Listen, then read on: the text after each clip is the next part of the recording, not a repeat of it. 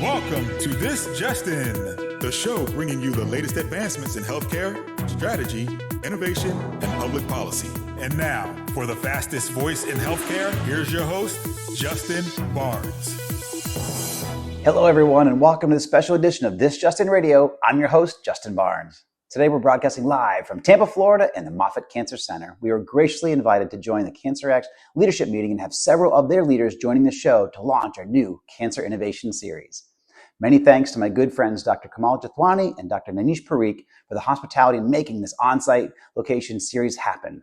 This Cancer Innovation Series was initially derived from a conversation last October at the health conference in Las Vegas, where I became very optimistic about the strides in cancer care, innovation, and patient outcomes. As we were outlining these episodes, it became even more obvious why we need to tell these encouraging stories about innovation, survivorship, and curing cancer. I hope all of you find these episodes as enlightening and encouraging as me, and I expect to host a follow-on series later this spring, so stay tuned. Dr. Kuvan, thank you very much for joining us. So from your perspective, what recent advancements in cancer innovation are you most encouraged by, and why are they meaningful? I think the impact of AI and deep learning and machine learning is going to have a profound effect on everything that we do in cancer, from some pretty basic needs to improving patient access, to transforming our discoveries and driving them into the clinic. I think one of the low-hanging fruits that I'd like to see over the next 12 months would be to use AI to streamline processes for clinical trials. Okay. Right? And so AI tools should be able to be used to identify patients who are eligible for trials, and by querying their data, their treatment history, their molecular data, should be able to pull from our portfolio of clinical trials what patients are could be put on specific trials that are available at the Institute. And that is really important because we closely monitor our clinical trial portfolio on the basis of disease groups. So we have something called clinical research medical directors for each of the disease programs. Right.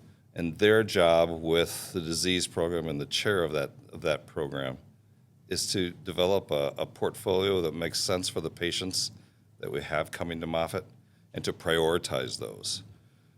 There's also something called a portfolio mix, where a viable clinical trials research enterprise requires a certain type of mix of trials to generate revenues that will carry the business forward.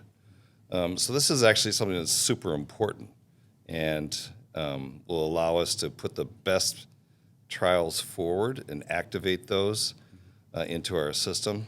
And AI could also be used to improve the processes for clinical trial activation. One of the problems that we're having in the States right now and competing with, for example, China, is the amount of time it takes to put a patient on a trial and to open a trial. So the best case scenario is to open these trials within 30 days. And with the number of processes that are in place and the kind of review that has to happen, it can often take 120 days. Right. Right? And that puts us at a competitive disadvantage. Absolutely. Right? And it's driving early phase trials overseas that really should be done here. Absolutely. Right? Yeah.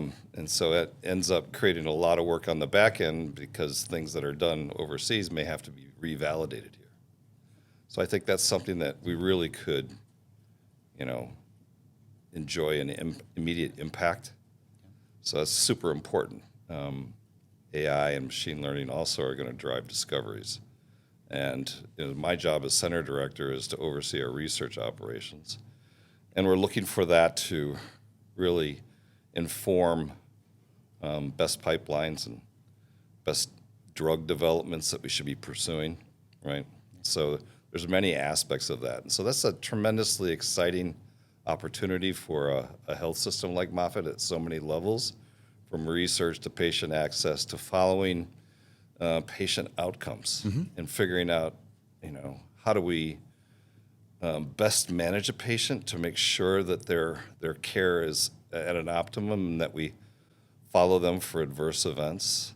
So using digital technologies, we should be able to monitor the effects of diets, sleep deprivation, et cetera, on patient well-being.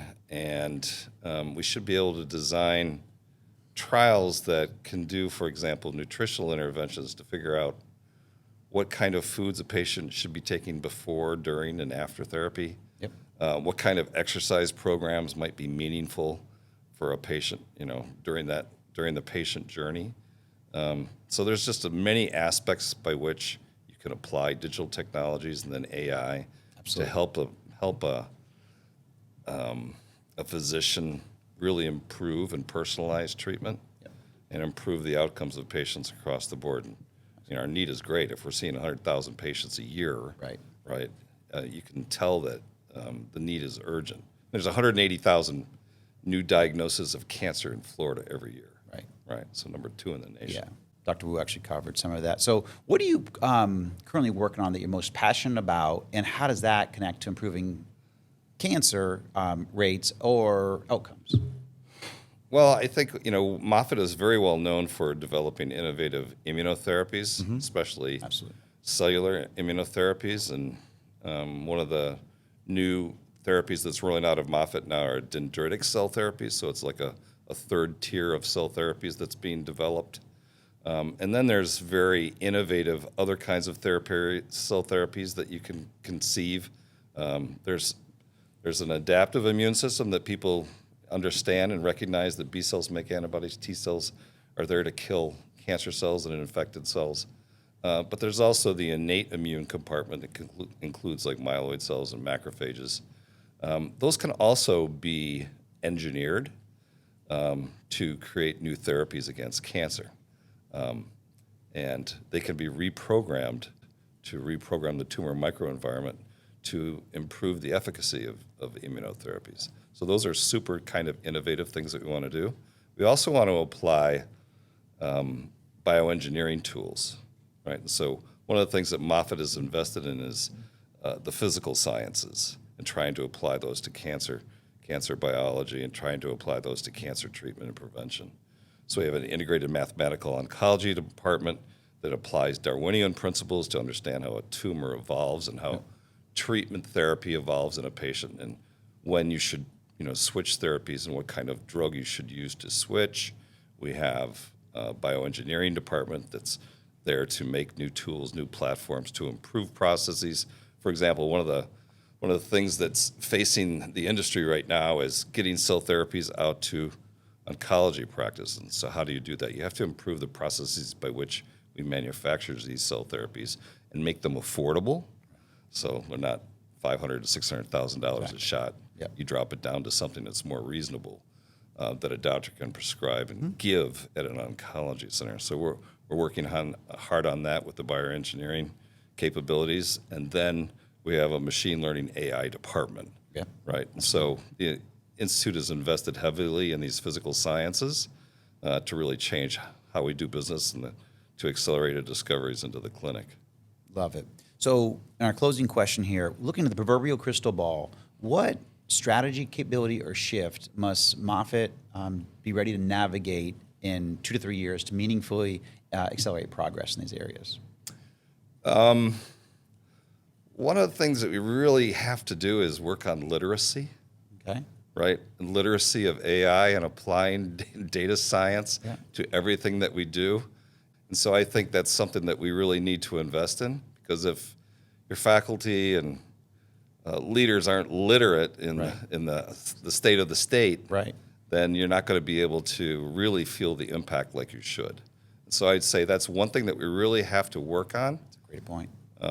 And then I think it's giving the message again and again that Moffitt is part of our DNA is innovation. So if you look at our strategic plan, it's called Impact and Innovate, right? And so we embrace this idea of we have to apply new innovations to really move the needle. Excellent. Very insightful. Dr. Cleveland, thank you so much for joining us today. You bet. See you Thank soon. you. Thank you. All Appreciate right. your time. You bet.